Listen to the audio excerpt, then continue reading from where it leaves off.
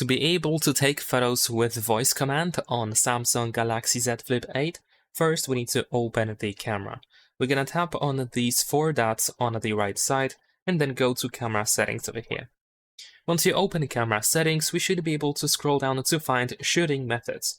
And then in shooting methods, here we have voice commands. Of course, we want to make sure that this option is enabled. And over here, we can also read that we can say smile, cheese, capture, or shoot in order to take a photo, or you can say record a video to start recording a video. So let's give it a try. Capture.